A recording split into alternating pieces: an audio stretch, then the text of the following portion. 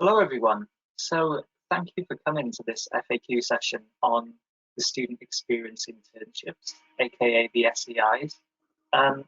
So this session is going to be recorded and it will be available as well after today. So myself, Lewis Howells, and my colleague Nina McGilloway will be going through some frequently asked questions and some information on the SEIs. So without further ado,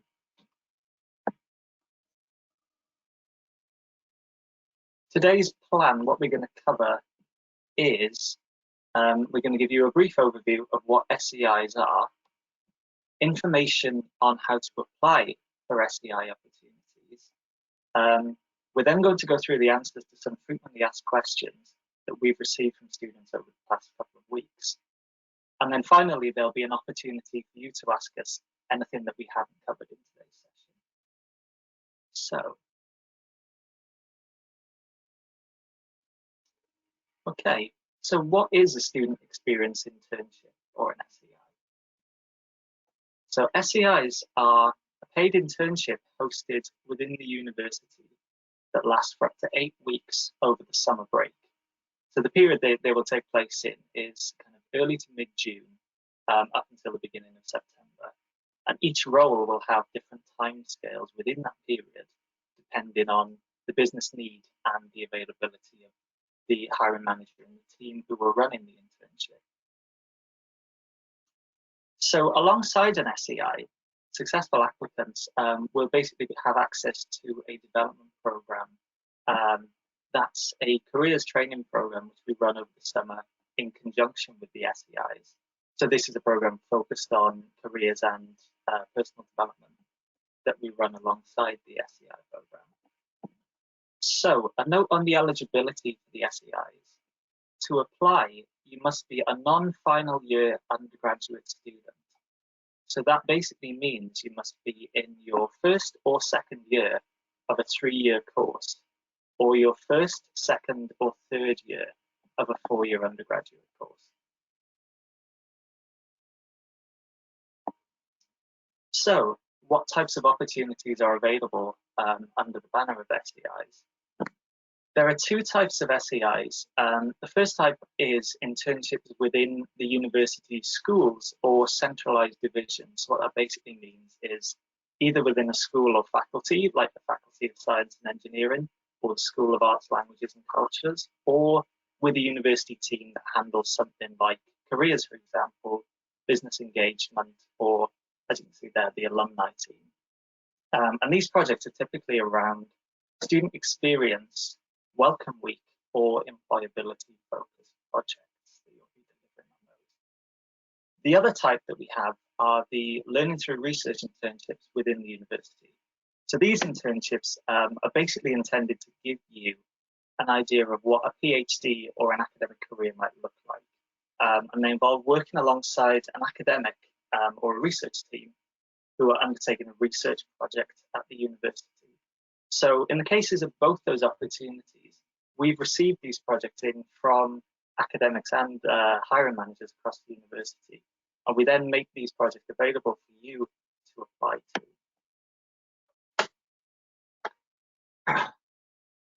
So how do you apply for these opportunities? All SEIs are listed under the Managed Opportunities tab in our system, Career Connect. You can access this easily through any search engine by searching for UOM Career Connect. And you then log in with your uni username and password. All SEI opportunities will then have a reference number in the title. However, you can see an easy list of these by clicking on the Managed Opportunities tab and selecting SEIs as the scheme. We also have the applications, you make the application, through Career Connect, through an online portal. So there are 3 parts to the application. After you click apply now, you'll be required to submit an application form, your CV, and then an equal opportunities monitoring form. So now we're going to hand over to Nina for a breakdown of some of the FAQs around SEI. Okay, thanks, Lewis. So we've put together these frequently asked questions based on questions that we've had so far and questions that we usually get in previous years of the scheme. So the first question is, how many SEIs can I apply for? So you can apply for as many SEI opportunities as you like, and we do encourage you to make more than one application if you are interested in different vacancies. It can sometimes take a few goes for you to be successful. So yeah, don't pin all your hopes on one. If there is other opportunities that you're interested in, please do make an application. That being said, you do need to make sure each application you make is tailored to the role you're applying for. So the way SEIs work, you don't just apply to the SEI scheme with one application, you actually apply to each individual vacancy. So each application needs to be really well researched, tailored and well thought out to increase your chances of being shortlisted. It's much better to send in 2 or 3 really good quality applications than it is to send in 20 where you've just copied and pasted the answers. That's not going to get you shortlisted. So question 2, will I be working remotely? So all of SEIs will have the contingency to be working remotely. It just depends on the COVID-19 restrictions that are in place at the time. So you need to check in the individual vacancy description in Career Connect for a bit more information about that, because there are some where you'll be doing lab work where there's more of a need for you to be working on campus. Some of the non-research ones as well that have like Welcome Week focused projects, they're going to require you to be on campus if restrictions allow. So it's just a case of checking each individual one. There may be some where you'll be working completely remotely, but yeah, it varies, and we're likely to be more clear on this as we edge closer to summer, and we're a bit more clear on what the government guidelines are going to be. It's also something you can discuss with the hiring manager at interview. You'll be able to get a bit of information from them there. So everyone's favourite question, how much will I be paid? So all SEIs are paid at a rate of £10.08 per hour. So you're paid for the work you do on a monthly basis. So that's just something to be aware of. There might be quite a gap between when you start work and when you actually get paid. So there's payment deadlines with HR. So if you start towards the end of one month, you might be waiting until the end of the next month to get paid. So just something to bear in mind, because sometimes people have the start date in their mind. They think that's when they're going to start earning the money, but it can be a few weeks until you actually get payment for the work that you're doing. So question 4, can I undertake more than one SEI opportunity? The answer to this one is no, you can't. You can only do one SEI during your time at university. So if you've done one in previous years, you won't be able to apply this year. And if you do one this year, you won't be able to apply next year. You also can't do more than one SEI in 1 year. So if you see one that has a start date in June and it's for 6 weeks, and then you see another one that you're interested in that's got a start date in August, and you think that you could fit both in, unfortunately you can't do that. So once you've accepted a role, you will be withdrawn from any other opportunities, and you won't be able to apply for any further SEI opportunities. So that's something to be aware of as well. If you are doing multiple interviews, just be careful which ones you are accepting, because once you've accepted a role, you will be withdrawn from the others. So if you've got more than one offer and you need to speak to someone about which one's best for you, then please get in touch with me and Lewis, and we'll be happy to talk that through with you. Okay, can you move to the next slide, please, Lewis? Just got another page of FAQs. Right, so question 5, what happens after I've submitted my application? So once you've submitted on Career Connect and it's in your dashboard as applied, it comes through to us, the SEI team, and we'll do an initial screening to check that you're eligible, and we might sometimes do an initial sift of applications if there is a large volume. And then what we do is we forward the applications to the hiring manager for the individual role, and then they are responsible for the shortlisting.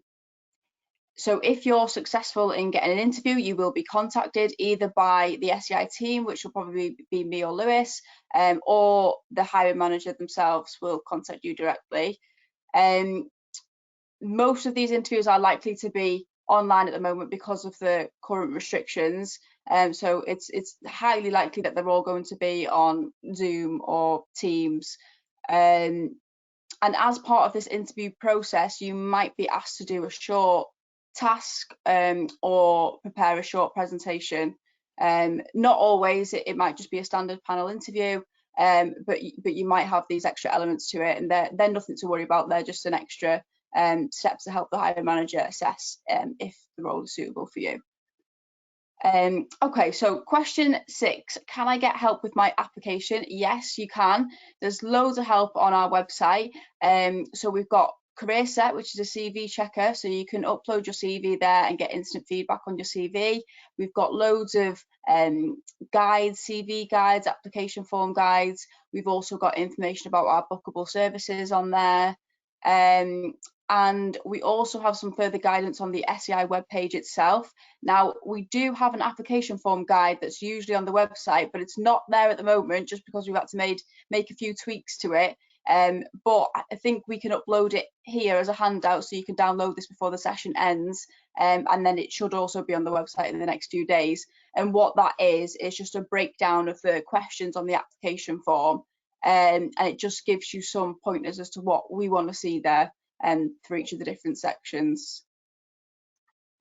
Okay, question 7, where can I find further information on the guaranteed interview scheme for students with disabilities or health conditions? So the SEI roles give you the opportunity to opt into the guaranteed interview scheme if you have a disability or health condition. Now, if you're not really sure what this means and if you're eligible, if this is for you, there's loads of information on our website. We've got a whole section on guaranteed interview, and it just explains a little bit more about who it's for and what it involves. And then final question, who should I contact if I have a specific question about an SEI role? So you need to contact the SEI team. So you can do that by emailing workexperience@manchester.ac.uk. And that inbox is monitored by myself and Lewis, and also by wider members of the SEI team. So yeah, if you want a query answering, that is the best place to go first. If we then need to speak to the hiring manager for the role, or if we need to forward your query on and get some more information, we will do that. But initially, all inquiries should come into us through the work experience inbox. Okay, so that takes us to the end of the FAQs. So we're going to do a bit of a Q&A now. So if there's anything that I haven't covered in the FAQs, or that Lewis hasn't covered at the start of the presentation, please do pop your questions in the chat, and me and Lewis will get through as many as we can.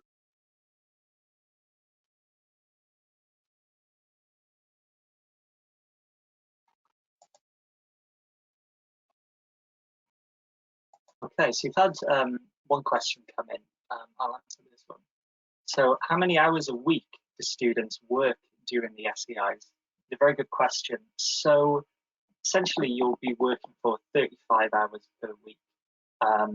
So that's the same kind of amount as all members of staff at the university work, which is usually divided up into 9 to 5, Monday to Friday, with an hour break at lunchtime. So yeah, over the course of the SEI, that's what you'll be working for, is 35 hours per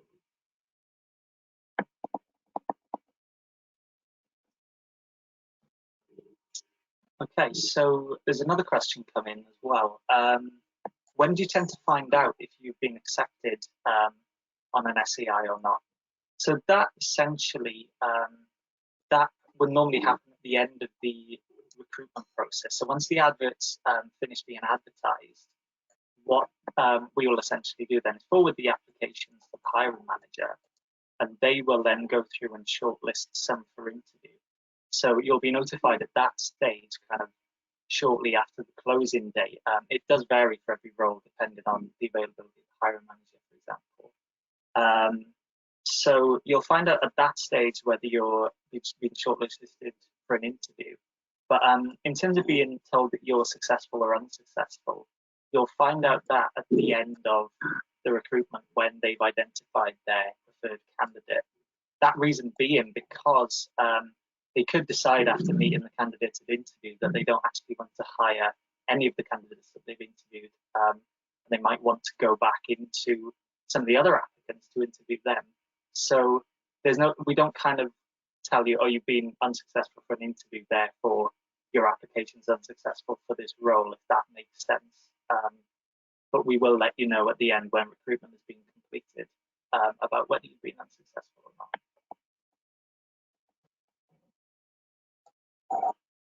Okay.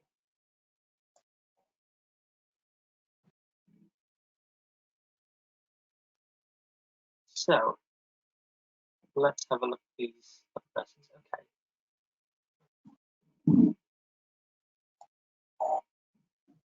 Okay, so we've got one here about am I eligible, excuse me, to apply if I'm in my first year of an MEng course, although thinking of maybe changing to do a BEng and do a PhD.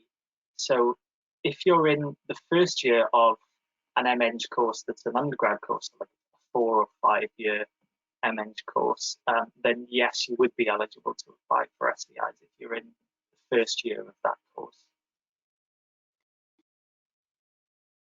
Okay, we've got a question about CV. So I attended an SEI webinar last week and was told that my CV has to be either 1 full page or 2 full pages. But my CV ends up, okay, so that means, I think this is saying that they can't quite get to 2 full pages of information on the CV and can't find anything else to add. Will that be okay? It will. We encourage you to make use of the space on the 2 pages of the CV. So yeah, while we do advise that, it's not the end of the world if it isn't 2 full pages, but I would just say, just take a look through the CV and just see if there is anything that you can potentially expand on. To have a look through our CV guides and also run your CV through Career Set and see if there's any feedback you get from that will help you expand it. It's not like it has to be 1 or 2 pages and you're going to have to cut information out to make it 1 page. Don't do that. Keep all the information in, and we just advise that it is either 1 full or 2 full pages. But it sounds like you're nearly there, so maybe just have another look through the guides and just see if there's anything in your CV that you can expand on. But absolutely, you can apply if it's not 2 full pages. That's not going to exclude you from the process. Okay, another question: is there any support available for travel or accommodation costs? So there is. We have a work experience bursary that you can apply for. So that's a program we run in careers, which helps with some additional costs and expenses that are involved with undertaking work experience. So it's worth having a look on the website for that and seeing if you're eligible to apply.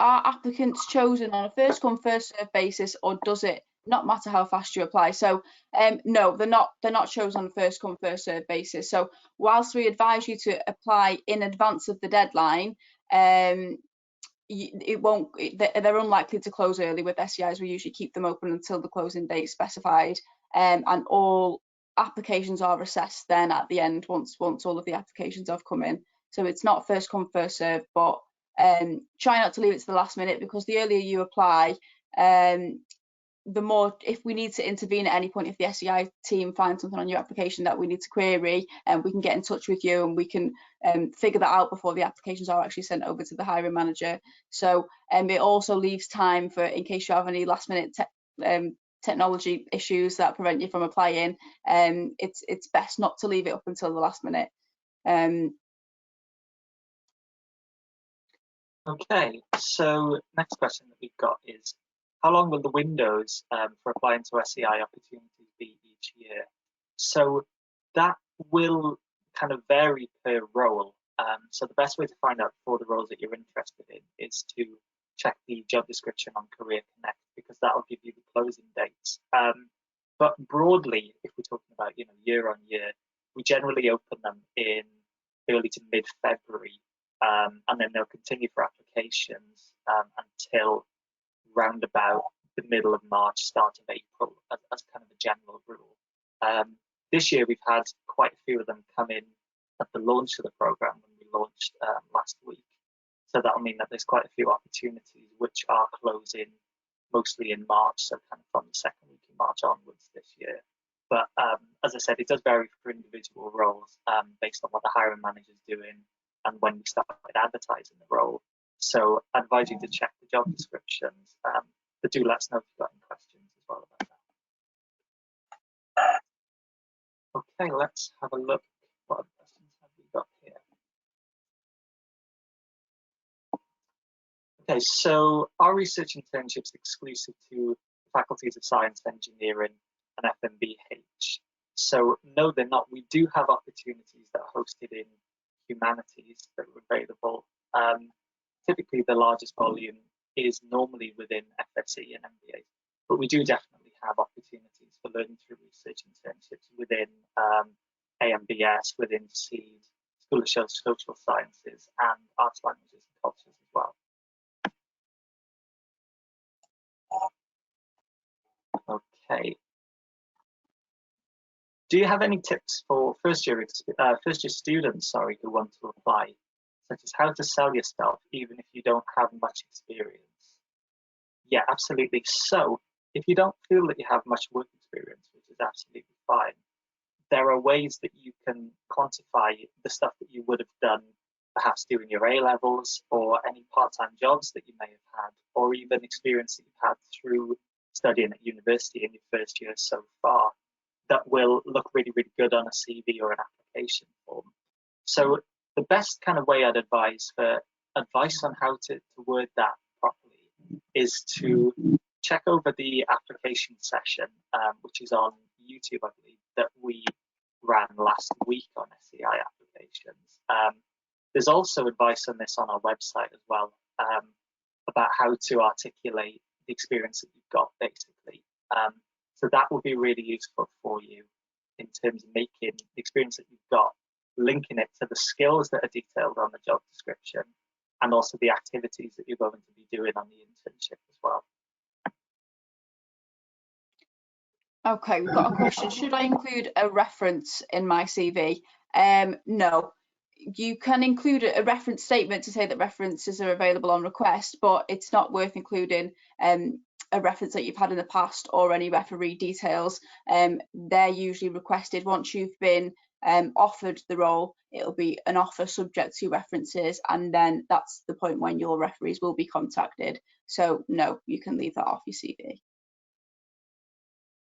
Another question, roughly how many applicants are there for each position? So it varies hugely because each vacancy has its own set of applications. So some are more attractive than others. So some will get 30, 40 plus applications. Others might only get a handful, might only even get 2 or 3. So don't put yourself off applying thinking that they're going to be too competitive. The SEI scheme is usually a lot less competitive than other sort of summer internships that you generally tend to think of that are really competitive and difficult to secure. So give it a go, because it completely varies. Particularly some of the research ones do have a high volume of applications, but there are some where we're struggling to get many applications at all. So give it a go. Don't put yourself off applying.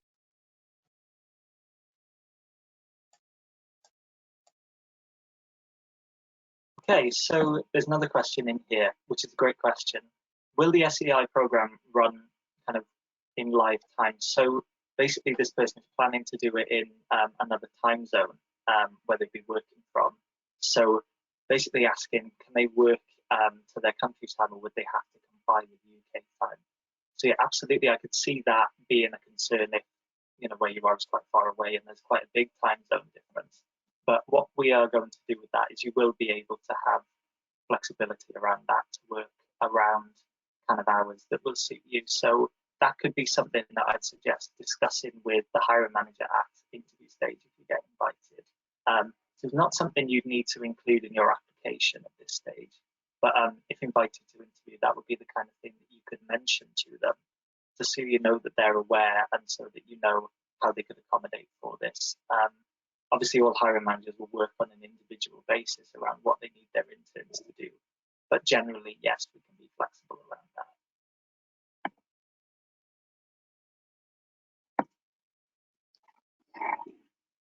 Okay, so that is all the questions we've had in so far. So please, if there's anything else that you can think of, please do let us know.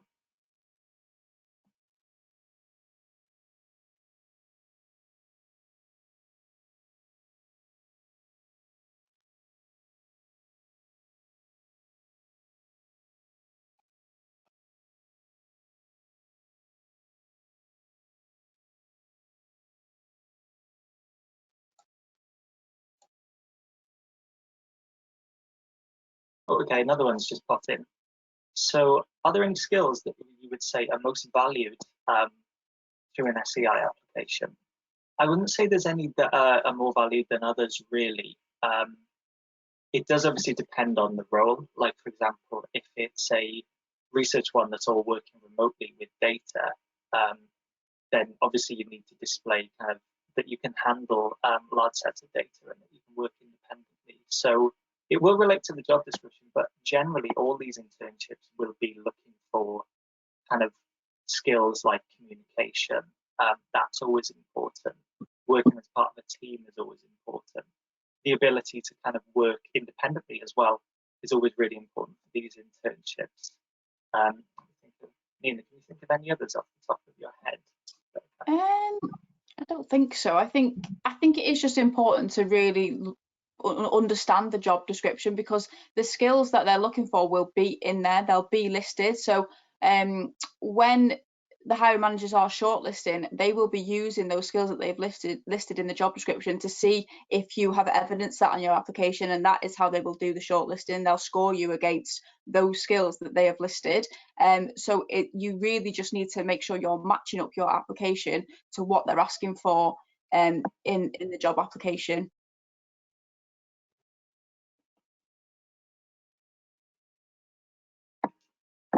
Okay.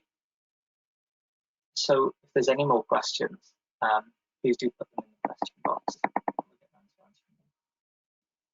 Otherwise, we'll give it a couple more minutes. And if we haven't had any more, then we'll move on to the last slide of the presentation.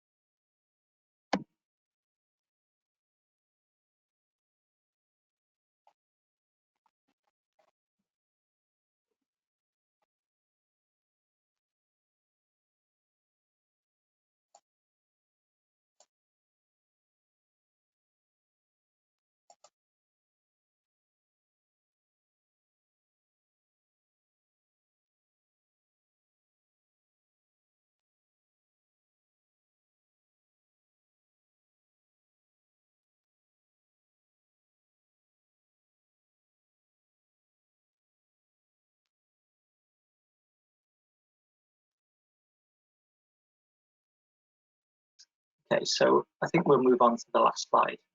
But as we mentioned, if there is anything, we're going to put our email address at the end, so you can always contact us via that. So bear with me while this presentation moves on.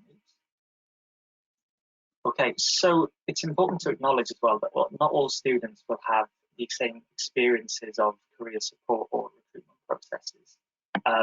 It's really important for us to say as well that the Career Service is here to support you regardless of your gender identity, sex, race, sexuality, marital status, age, disability, religion, or belief.